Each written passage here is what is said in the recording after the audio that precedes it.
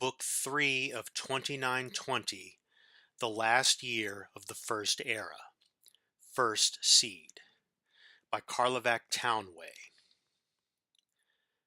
15th of First Seed, 2920, Caer Suvio, Cyrodiil.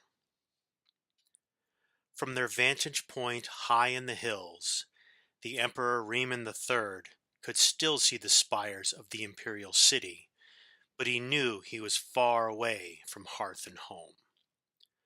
Lord Glavius had a luxurious villa, but it was not close to being large enough to house the entire army within its walls. Tents lined the hillsides, and the soldiers were flocking to enjoy his lordship's famous hot springs. Little wonder, winter chill still hung in the air. Prince Juliek, your son, is not feeling well. When Potentate Verzidu Shai spoke, the emperor jumped. How that Akavir could slither across the grass without making a sound was a mystery to him. Poisoned, I'd wager, grumbled Riemann. See to it he gets a healer. I told him to hire a taster like I have, but the boy's headstrong. There are spies all around us. I know it. I believe you're right, your Imperial Majesty, said Verzidu Shai. These are treacherous times, and we must take precautions to see that Morrowind does not win this war, either on the field or by more insidious means. That is why I would suggest that you not lead the vanguard into battle. I know you would want to, as your illustrious ancestors Riemann I, Brazilis Dor, and Riemann II did, but I fear it would be foolhardy. I hope you do not mind me speaking frankly like this. No, nodded Riemann. I think you're right. Who would lead the vanguard, then? I would say Prince Juliek if he were feeling better, replied the Akavir. Failing that, Storig of Farron, with Queen Nagia of Riverhold at left flank, and War Chief Ulach of Lilmoth at right flank. A Khajiit at left flank, and an Argonian at right, frowned the Emperor. I never do trust beast folk. The potentate took no offense. He knew that beast folk referred to the natives of Tamriel, not to the Tsaisci of Akavir like himself. I quite agree with your Imperial Majesty, but you must agree that they hate the Dunmer. Ulach has a particular grudge after all the slave raids on his lands by the Duke of Mournhold. The Emperor conceded it was so, and the potentate retired. It was surprising, thought Riemann, but for the first time, the potentate seemed trustworthy. He was a good man to have on one's side. 18th of First Seed, 2920, Ald Erfaud, Morrowind. How far is the Imperial army? Asked Vivek. 2 days' march, replied his lieutenant. If we march all night tonight, we can get higher ground at the Prii tomorrow morning.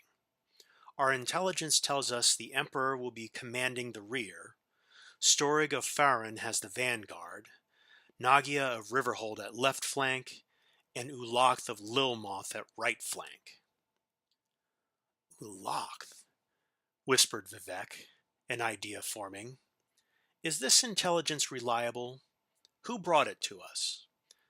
A Breton spy in the Imperial Army, said the lieutenant, and gestured towards a young, sandy-haired man who stepped forward and bowed to Vivek.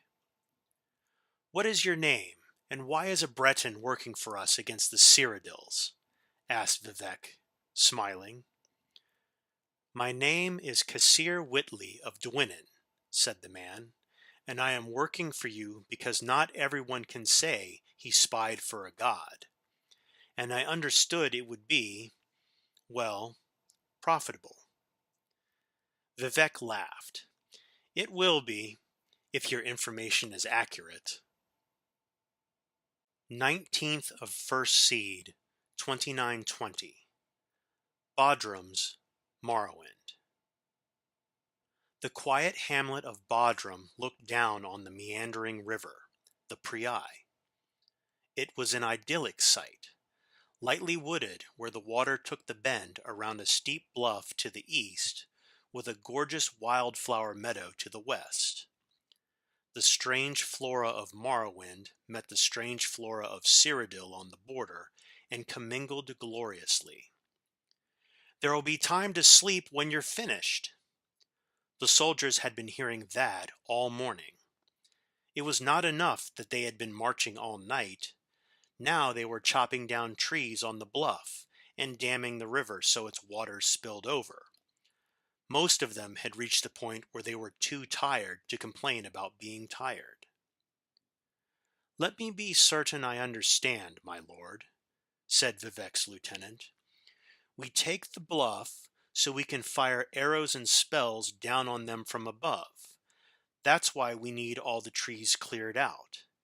Damming the river floods the plain below, so they'll be trudging through mud, which should hamper their movement." "That's exactly half of it," said Vivek approvingly. He grabbed a nearby soldier who was hauling off the trees. "Wait, I need you to break off the straightest, strongest branches of the trees and whittle them into spears. If you recruit 100 or so others, it won't take you more than a few hours to make all we need." The soldier warily did as he was bade. The men and women got to work, fashioning spears from the trees. "If you don't mind me asking," said the lieutenant, "the soldiers don't need any more weapons. They're too tired to hold the ones they've got."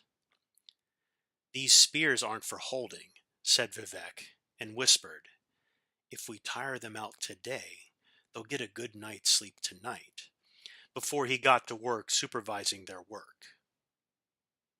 It was essential that they be sharp, of course, but equally important that they be well balanced and tapered proportionally. The perfect point for stability was a pyramid, not the conical point of some lances and spears.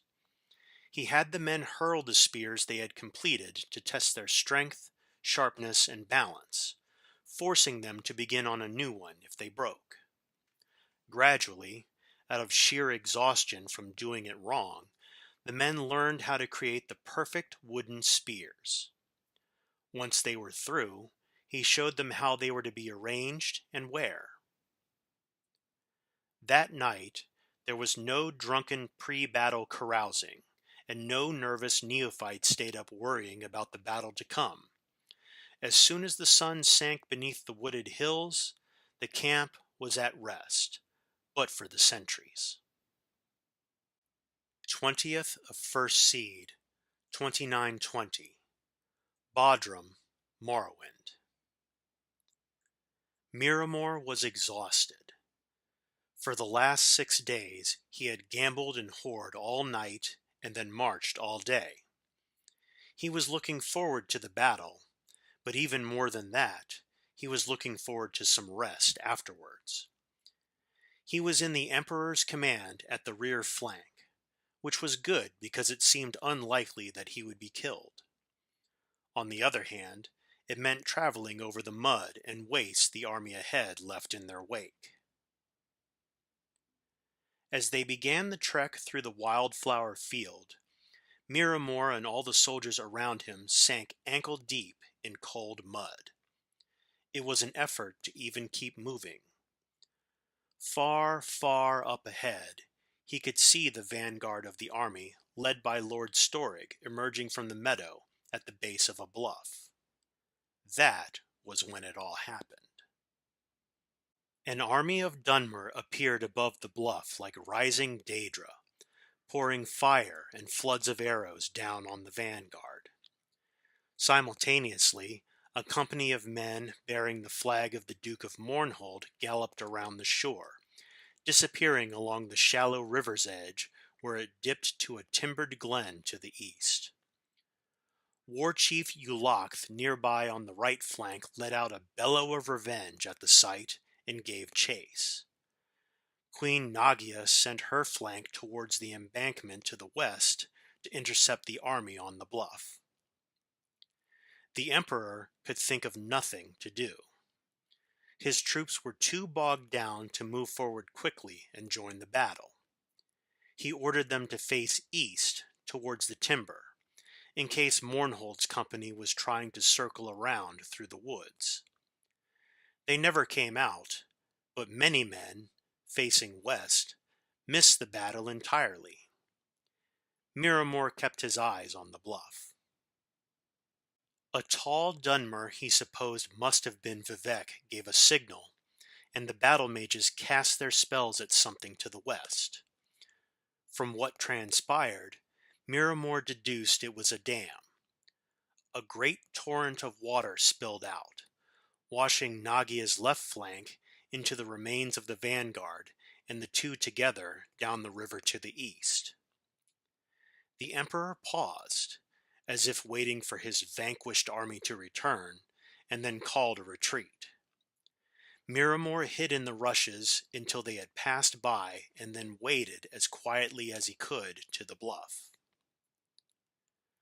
The Morrowind army was retiring as well, back to their camp. He could hear them celebrating above him as he padded along the shore. To the east, he saw the Imperial army. They had been washed into a net of spears strung across the river. Nagia's left flank on Storig's vanguard on Ulak's right flank. Bodies of hundreds of soldiers strung together like beads. Miramor took whatever valuables he could carry from the corpses, and then he ran down the river. He had to go many miles before the water was clear again, unpolluted by blood.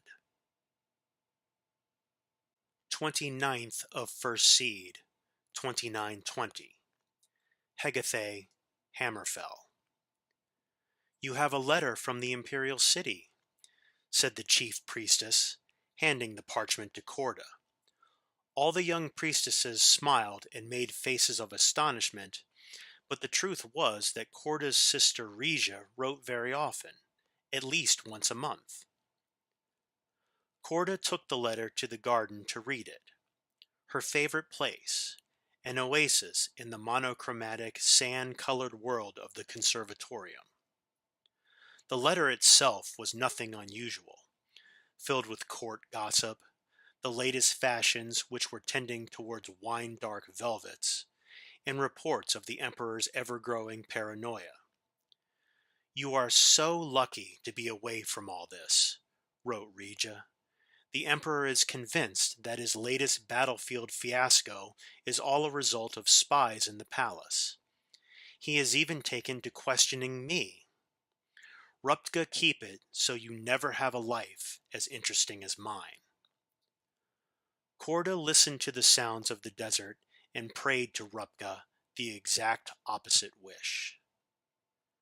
The year is continued in Rain's hand.